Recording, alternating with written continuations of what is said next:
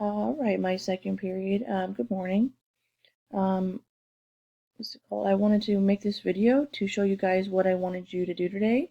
We are not going to be on Zoom, so I wanted to show you what I wanted you guys to accomplish. So on our Google Classroom, you would notice that you have your vocabulary sentences due today.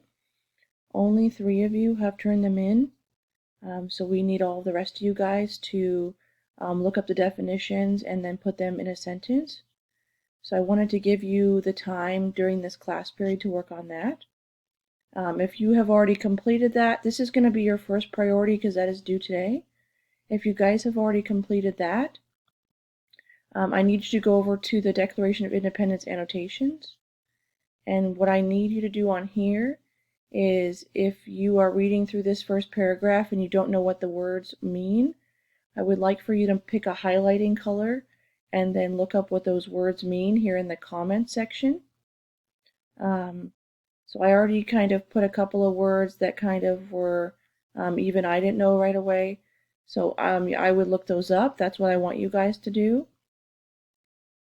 So when you are getting older and when you go to college and you don't know what something means, you can't really go, somebody's going to tell me, or, you know, it doesn't really matter, because it does matter. So your grade matters and your grade in college is going to matter.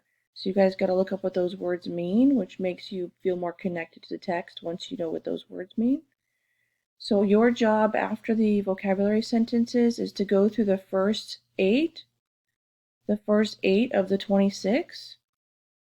So you guys are going to stop right here.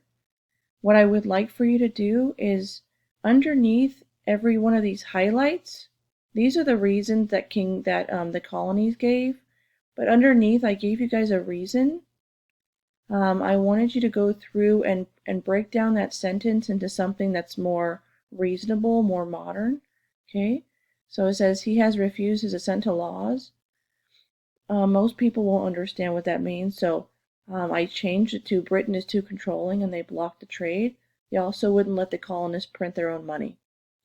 So that's kind of what this sentence really means in a more modern way, so you guys can feel more connected to what you're reading. So go through all of these. You don't want to change the actual reason, but you want to change the reason that I gave you. That is what this really meant. So the British officials feared large legislative bodies as parochial and democratic, so they sought to restrict their growth. This restriction left many new frontier communities poorly represented in their colonial assemblies. So you're going to go through and you're going to say, what are the most important words in there? And what were they trying to really mean that I could bring it to be modern? Okay. Tomorrow I'm going to be going through the class. I'm going to say, what did you come up with for number 3? What did you come up with for number 4? So I need you guys to do this today all the way through number 8. So this is a very big one. King George II considered limiting emigration to the colonies. So you're going to go through and take out all the words you don't really need, and you're going to try to modernize it for today.